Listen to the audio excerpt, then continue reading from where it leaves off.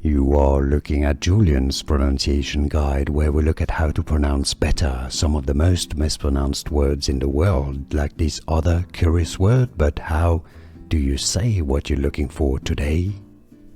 Let's learn how to pronounce this name. This is a surname of English origin, meaning father or priest.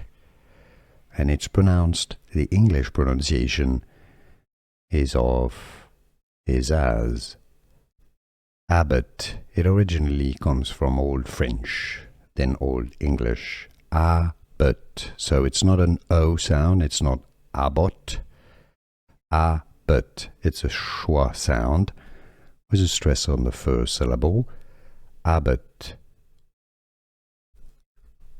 Let's learn how to pronounce this name. This is a surname of English origin, meaning father or priest.